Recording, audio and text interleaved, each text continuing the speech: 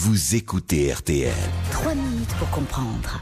RTL a choisi cette semaine de revenir sur ces fractures françaises, ce que Manuel Valls qualifiait la semaine dernière d'apartheid. Sinamir, bonjour. Bonjour. Avec vous, on va se pencher ce matin sur la fracture scolaire. Vous avez cherché à comprendre comment, sur notre territoire, se fabriquent, employons le mot, des écoles ghetto. Soyons clairs, des établissements d'éducation prioritaire où se concentrent majoritairement les familles les plus pauvres et les étrangers qui arrivent pour la première fois en France. Cela existe dans toutes les agglomérations et pour le prouver, vous vous êtes rendu dans le Loir-et-Cher.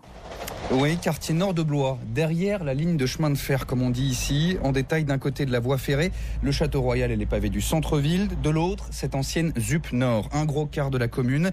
15 000 personnes en tout, des dizaines de bars de crépy clair et 3 collèges pour se partager les enfants du secteur.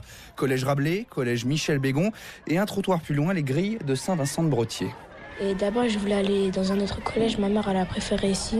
Et Lucas vient de rentrer dans ce collège catholique privé dans le quartier. C'est la première porte où les classes moyennes tapent pour fuir la carte scolaire. Séverine est pourtant née dans cette ZUP Nord, mais elle aussi a voulu éviter le public au moment d'inscrire sa fille au collège. C'était un collège de ZUP et du coup, il y avait forcément des soucis particuliers, proprement dit, à son implantation géographique, donc de la délinquance, on va dire, des problèmes avec d'autres élèves qui peuvent être dramatiques après à la suite, en fait. Une étiquette infondée dans les faits. À peine 3 conseils de discipline de plus cette année au collège Rabelais par rapport à un établissement du centre-ville. Pour casser le stéréotype, Thibaut Pontillon, son principal, doit donc faire preuve de trésor de communication. Il invite aux journées portes ouvertes, par exemple, en fin d'année, des parents d'élèves inscrits pour défendre la réputation de son établissement face aux sceptiques.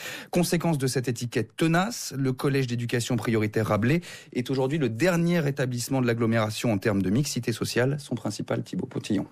Peu de mixité, c'est-à-dire que ça se caractérise par des élèves qui sont plutôt issus de familles défavorisées.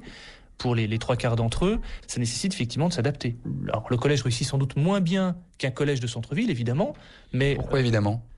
Tout simplement parce que les conditions de travail des collégiens ne sont pas les mêmes. Pas les mêmes conditions. C'est la fin de l'égalité face à l'école. La réalité des chiffres, dans les établissements ordinaires, 75% des élèves français maîtrisent les compétences de base en fin de 3e, seulement 40% dans les zones d'éducation prioritaire. La concentration des étrangers primo-arrivants, ceux qui arrivent en France pour la première fois, avec les familles les plus pauvres, rajoute dans ces établissements des barrières pour le principal de Rabelais.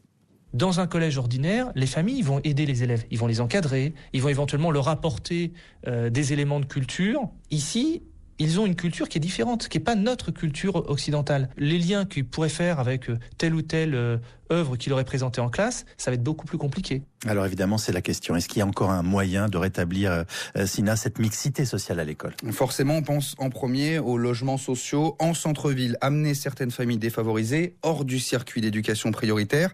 Et dans le sens inverse, comment maintenir les classes moyennes dans ces quartiers ? Un rapport de 2002, c'est vieux, sur la mixité à l'école et au collège, proposait déjà à l'époque de réduire encore la taille de ces établissements. Par exemple, maximiser l'encadrement pour réussir à enrayer la fuite des classes moyennes et cette spirale du décrochage.